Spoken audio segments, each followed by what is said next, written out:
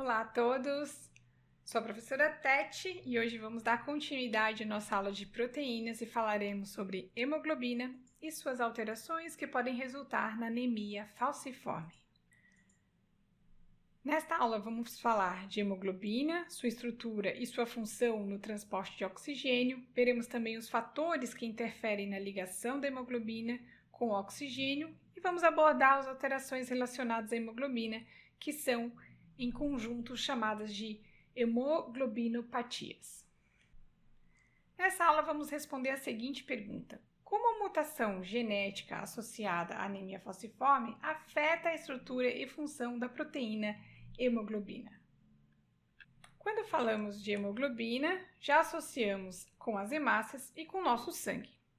E de fato, a hemoglobina é a principal proteína presente nas hemácias.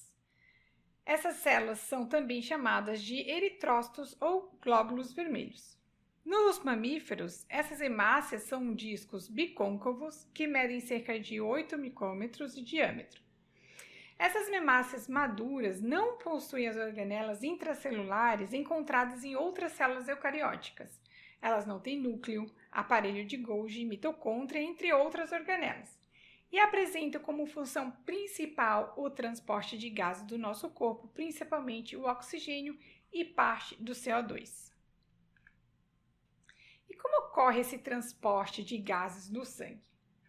O oxigênio e o dióxido de carbono, CO2, são moléculas apolares e por isso não podem ser transportados livremente pelo sangue na forma dissolvida, já que são muito pouco solúveis em água. Isso porque a água é uma molécula polar. Podemos ver aqui na estrutura do oxigênio que os elétrons são compartilhados igualmente entre os átomos e isso torna a molécula apolar, ou seja, ela é simétrica, não possui um polo mais positivo ou negativo.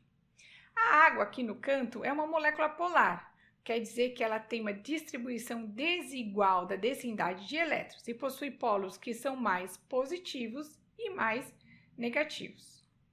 Agora, quando falamos do CO2, como temos dois oxigênios em direções opostas, eles se anulam mutuamente, fazendo que a molécula como um todo seja apolar. Isso afeta diretamente como o oxigênio será transportado no nosso sangue. Essa dificuldade de transportar esses gases em água mostra a necessidade de uma proteína, como a hemoglobina, na função de se ligar aos gases, principalmente o oxigênio. No caso do CO2, ele também é parcialmente transportado pela hemoglobina, mas vamos ver em outras aulas que ele sofre ação de uma enzima e acaba sendo transportado como bicarbonato, que é mais solúvel no plasma sanguíneo. Então, o oxigênio chega nos alvéolos, vai para o sangue arterial, sendo que apenas uma pequena fração, total de 2%, fica dissolvida no plasma do sangue arterial. E será a função da hemoglobina, aqui abreviada HB, dentro dos eritrócitos, para transportar cerca de 98% do oxigênio inspirado, chegando até os tecidos, onde esse oxigênio será liberado nos tecidos para ser utilizado no metabolismo celular. Esse sítio de interação entre o oxigênio e a hemoglobina ocorre em um grupo prostético chamado de heme, e de onde deriva o nome dessa proteína. Heme mais globinas, por serem proteínas globulares, formam assim a hemoglobina. Esse grupo heme contém o ferro dentro dessa estrutura do heme, que se encontra no estado ferro 2+, ou ferroso. E somente o estado de oxidação, o ferro 2+, e não o ferro 3+, o férrico, pode interagir com o oxigênio. E o ferro precisa dessa estrutura, porque o ferro livre ele é um problema para a célula. Ele é muito reativo, pode formar radicais livres que são deletérios e causam estresse oxidativo nas células. Então, o ferro, na estrutura que compõe o heme da hemoglobina, está organizado de uma maneira bem específica, evitando outras ações além da sua interação para o transporte de oxigênio. O grupo M, como eu mencionei, é um grupo prostético, ou seja, é uma molécula não proteica associada a uma proteína. O grupo M é uma estrutura de ferro, protoporfirina 9, derivado do aminoácido glicina. Então, aí um exemplo de molécula que tem como precursor um aminoácido. Através de uma série de reações, formam-se aí um sistema de 4 anéis pirrólicos com um átomo de ferro no interior da molécula.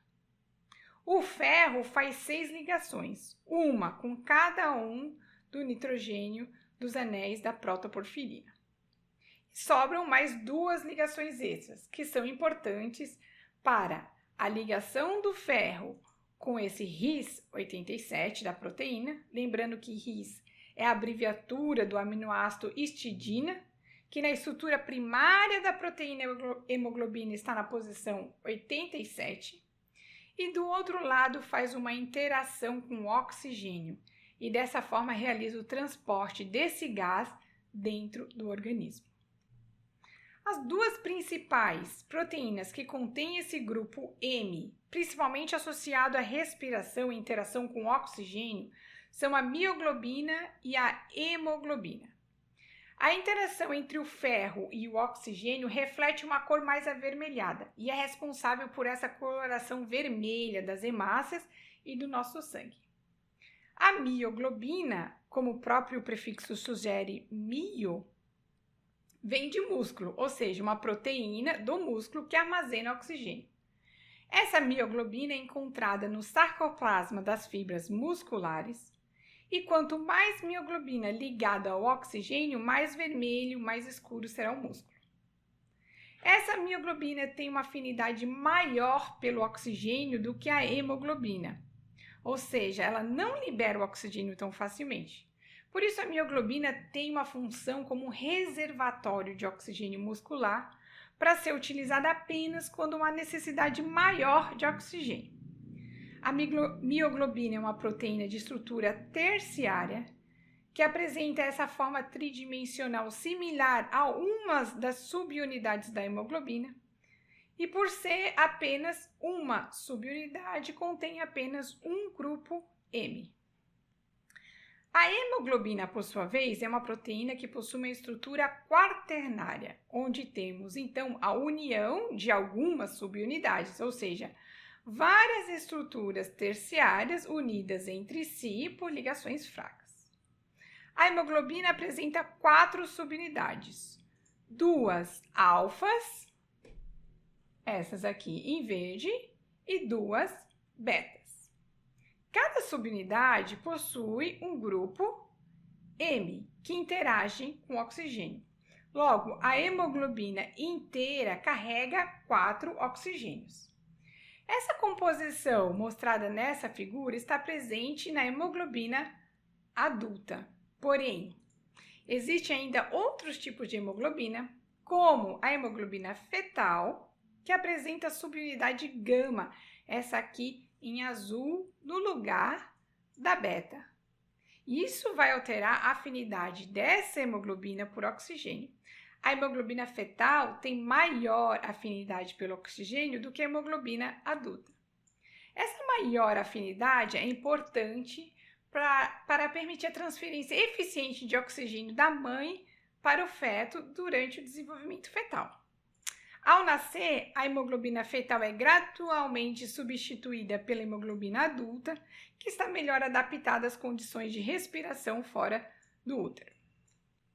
E o que acontece no processo de interação entre o oxigênio e o M da hemoglobina? Vamos analisar aqui essa estrutura do grupo M, mostrada em uma outra vista, onde em verde temos o ferro 2+. Perceba que esse ferro está fora do plano da protoporfirina, um pouco mais para baixo, um pouco côncavo, fazendo ligação com a histidina.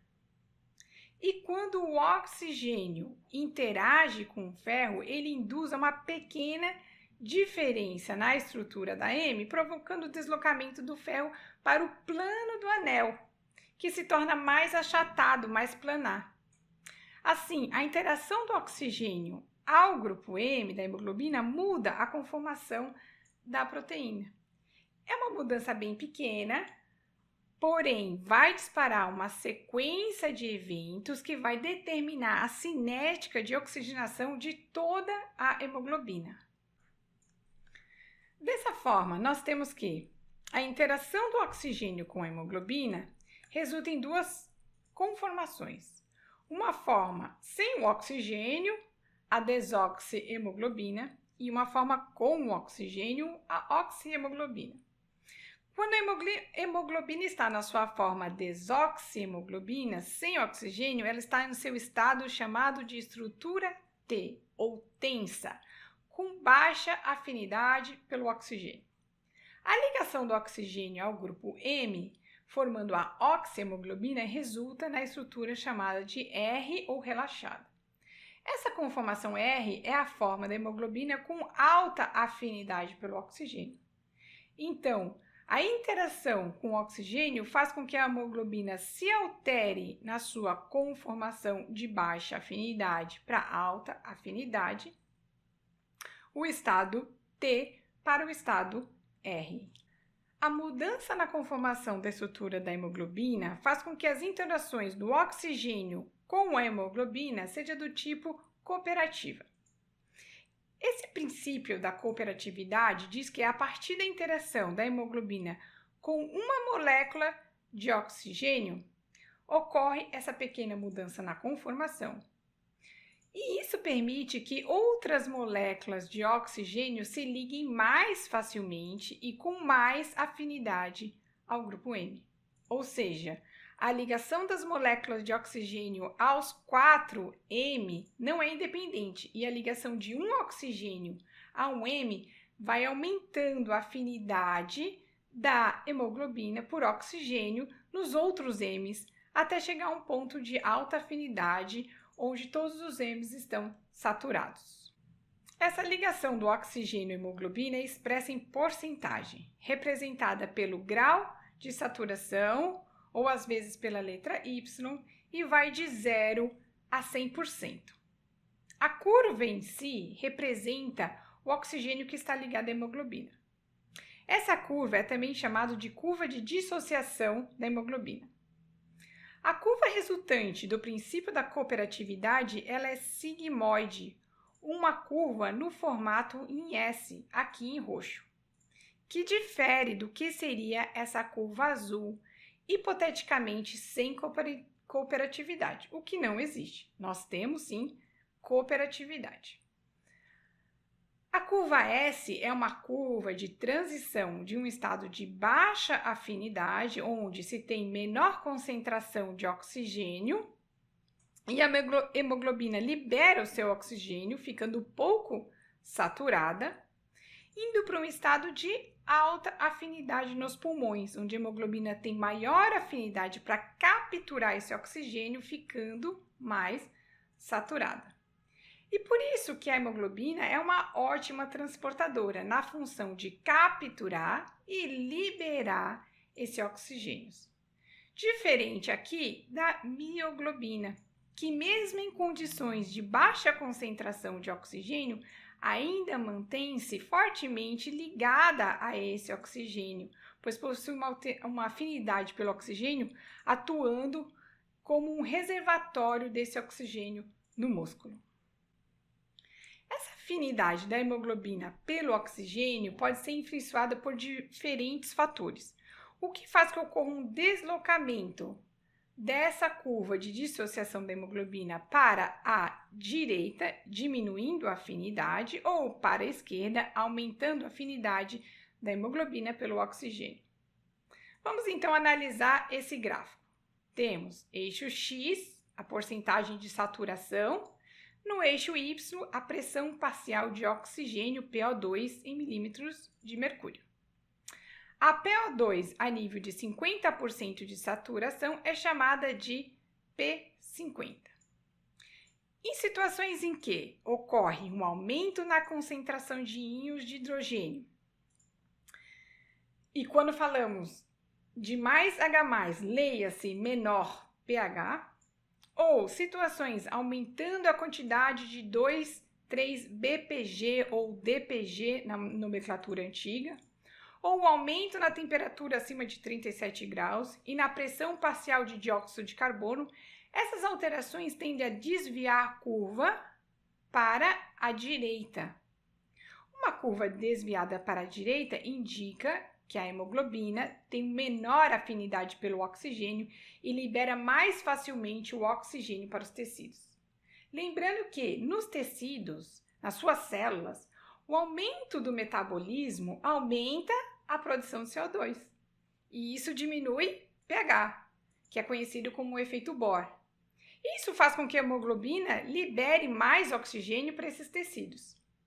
Se você, por exemplo, aumentar a sua taxa de metabolismo, como no exercício, vai aumentar esses fatores e mais oxigênio será liberado para as suas células. Por outro lado, a redução nos níveis de H+, ou seja, um pH mais alcalino, mais básico, diminuição da concentração de BPG na temperatura e na pressão parcial de CO2 desviam essa curva para a esquerda. A curva desviada para a esquerda indica uma maior afinidade da hemoglobina pelo oxigênio e é mais eficaz em capturar o oxigênio nos pulmões. Agora vamos responder aquela pergunta do início. O que acontece quando ocorre uma mutação nessa proteína hemoglobina? No caso da anemia falciforme, é uma doença genética que desenvolve apenas em homozigotos, ou seja, precisa de um alelo do pai e um da mãe. Nessa mutação, o aminoácido glutamato na proteína normal, por uma alteração no seu códon, passa a codificar para o aminoácido valina na proteína mutante. E essa mutação resulta em uma proteína com conformação diferente denominada hemoglobina S. Só que os aminoácidos nós aprendemos que eles têm propriedades específicas. O glutamato, por exemplo, tem carga negativa e a valina não tem carga. Lembre-se de que a estrutura terciária de uma proteína vai depender das interações entre as cadeias laterais dos seus aminoácidos. E na anemia falciforme, a alteração na interação desses aminoácidos na estrutura terciária faz com que a proteína final adquira um ponto hidrofóbico e adesivo. E por isso esses pontos tendem a se juntar para se proteger da água, formando esse longo filamento fibroso que é característico da anemia falciforme. Diferente da hemoglobina normal, que está espalhada por toda a hemácia. As hemácias normais são uniformes e em forma de disco, com a hemoglobina espalhada no seu interior. Na anemia falciforme, pode haver uma variação na forma da hemácia, sendo mais predominante essa forma de foice. Aqui no canto, mostrando uma foice utilizada na colheita, de onde foi derivado esse nome em forma de foice falciforme. A grande quantidade de hemoglobina nas hemácias faz com que, ao se agruparem esses longos agregados fibrosos, elas alteram também o formato da própria hemácia. Essa mutação da proteína faz com que a hemoglobina falciforme tenha sua meia-vida reduzida, de 120 dias, que é uma hemoglobina normal, para apenas 12 minutos. Esse efeito contribui para os sintomas das pessoas com anemia falciforme, pois as células sanguíneas têm uma vida mais curta do que o normal, afetando a capacidade do organismo de transportar oxigênio de maneira eficiente. A alteração na forma das hemácias traz um outro problema, que é a tendência de se aglomerar. A hemácia passa pelos capilares para realizar as trocas de gás. E na anemia falciforme, ela tende a se aglomerar mais facilmente, formando trombos e obstruindo o fluxo sanguíneo. As pessoas que são heterozigotas, que carregam uma cópia do gene normal e uma cópia do gene mutado, sofrem uma condição mais leve chamada de traço falciforme. Essas pessoas têm uma vida normal, evitando exercícios muito vigorosos e outros estresses do sistema circulatório. Mas um fato interessante é que estudos mostraram que, em algumas regiões, as pessoas com esse traço falciforme, além de terem uma vida relativamente normal, também apresentam uma resistência significativa à malária. Nessas pessoas foi mostrado que o protozoário causador da malária, o Plasmodium, carregado pelo mosquito palha, tem uma maior dificuldade de infectar e proliferar essas hemácias, conferindo para essas pessoas uma vantagem evolutiva em regiões onde a malária é endêmica. E agora respondendo à pergunta do Med Simple, o que é anemia falciforme? É uma hemoglobinopatia hereditária. E agora vamos para o resumo da nossa aula. A hemoglobina é a principal proteína nas hemácias que é desprovida de organelas intracelulares e realiza principalmente o transporte de oxigênio. A interação oxigênio-hemoglobina ocorre de forma cooperativa e depende do grupo prostético M, que contém o ferro, na sua estrutura quaternária da hemoglobina. A mioglobina armazena oxigênio nos músculos, enquanto a hemoglobina é mais eficiente no transporte, captando oxigênio nos pulmões e liberando nos tecidos. Vários fatores afetam a afinidade da hemoglobina, causando variações na curva de dissociação. O deslocamento dessa curva para a esquerda aumenta a afinidade e o deslocamento para a direita diminui a afinidade. A anemia falciforme é uma condição genética com mutação na proteína hemoglobina em um único aminoácido, resultando na hemoglobina mutante HBS e alterando a hemácia para a forma de foice. Essas são as nossas referências. Muito obrigada!